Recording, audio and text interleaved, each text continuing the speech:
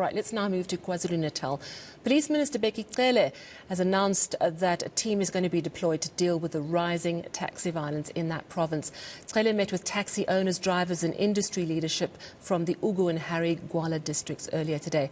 Taxi violence has claimed over 20 lives there since the beginning of the year. All right, our senior reporter was following the minister. Dessen Fathia joins us now. So Dessen, talk to us about this troubled area. You know, we know that taxi violence is an ongoing problem. This seems to be even worse than usual, am I right? It is, Sal, and if you had to look at the numbers, it shows exactly that. Last year, during this period, we're talking about 5 people that were killed in that particular area, and this year, that number now at 24.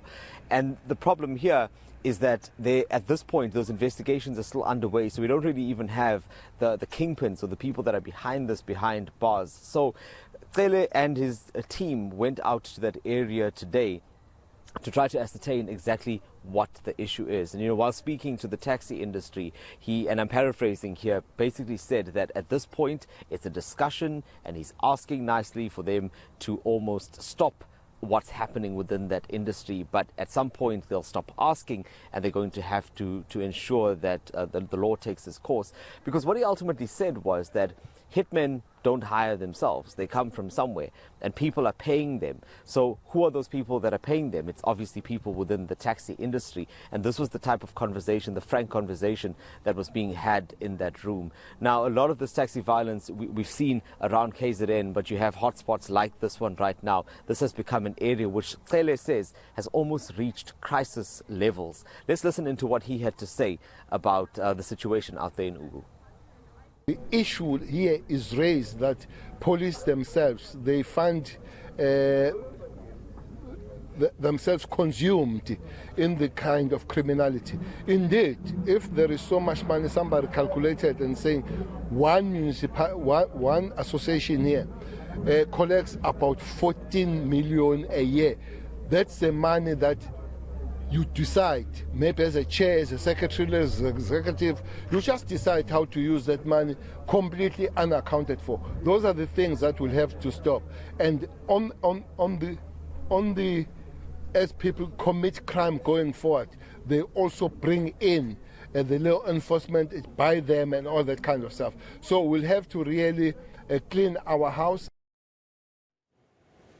There's also talk of how to regulate the money, and I think the police minister was alluding perhaps to the fact that the taxi industry, by and large, does not pay a lot of taxes. A lot of the earnings are undeclared. What is the taxi industry saying about the appointment of this task team to deal specifically with the problems in the Ugu area? Well, you would have heard there, Sal, the type of example that the minister was making about how many taxis there are and how much each taxi collects as these fees.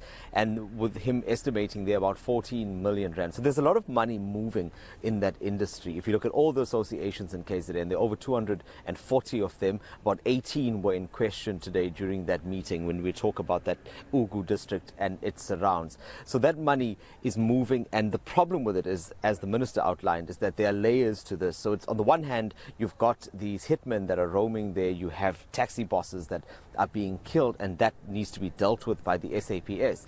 But as he alluded to there are other issues around how that money is moving and whether that is being checked, whether SARS is involved, and all of those questions, because he feels that that money is being used illegally. You know, he made a reference at some point saying, but why are you not taking this money and investing it elsewhere, buying luxury buses or airplanes, or maybe taking your families on vacations with some of the profits, but instead the money is being used to kill people. The taxi industry, and it's through its representation there by Santako, says that they support any measures to clean up that area and that situation. And in fact, they say they're also pushing for a cashless system to ensure that there is more regulation of how that money moves around. Let's listen to what Santako had to say. They were also present at that meeting today. We are the ones who have made the call to the MEC and said, hey, there are a lot of killings that are taking place in the industry. Can something be done? And obviously, the MEC must have spoken to the minister and said, can he come and assist in as far as the intervention is concerned. So we've made a call as the taxi industry. But in regards to the monies that are being collected here, 14 million rand, 100 rand a day, we are also concerned as the leadership of the tax industry. But we have not just sat back and said and done anything. We've already had a meeting with the Premier and the MSC in KZN, and we said, let's get rid of cash in the taxi industry. We need to introduce the EMS system, smart card, where taxi operators are not able to have these buckets, monies collected in taxi ranks. Monies will go straight into people's accounts. Interesting there. Of course, the police minister would not have escaped questions about the horrific mass killings that we saw, 16 dead in Soweto. And at the time, the minister said there were 5 suspects being sought, believed to be from Nongoma in KwaZulu-Natal. Now, we know, of course, Nongoma is far north from where you happen to be in the Ugu area. But nonetheless, the minister, when he was asked today, sort of suggesting that there were links, clear links between the province of Gauteng and KwaZulu-Natal. And he was asked about progress that's being made in finding the suspects. What did he say? And so I'll get to the Soweto matter in a second, but I just briefly want to talk about the Pietermaritzburg one, because that question was also raised, and it was the Provincial Commissioner here, Lieutenant General Nhlanhla Mkhwanazi, that responded to that one. So in that particular case, you know that there were people taken in for questioning, they were later released, and so currently, as it stands, no one has officially been charged for those murders here. So on that matter, the Provincial Commissioner is saying that it's a normal course of the investigation to take people in for questioning, to let them go, and they don't normally report that back to the public that we've taken in person A or B. It's just a matter of course, and they will announce when anyone has been charged. So that's on that matter. And then on the Soweto issue, the minister responded to that directly. And you know, to quote what he was saying there, he says that there's a bad relationship, as he calls it, between Gauteng and KwaZulu-Natal, and this meaning that if you look at where the killers had come from and where they originated from, it's because of that dynamic. And he explains more in this part of the interview that we did earlier. Let's take a listen. There is no arrest, but there is a progress.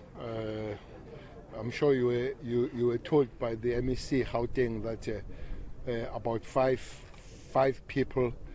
For instance, it has been identified that there were 5 people in that Kumbi, and that Kumbi came from a certain province to pursue the people that were there. And basically, the people that were killed there were from 2 main provinces.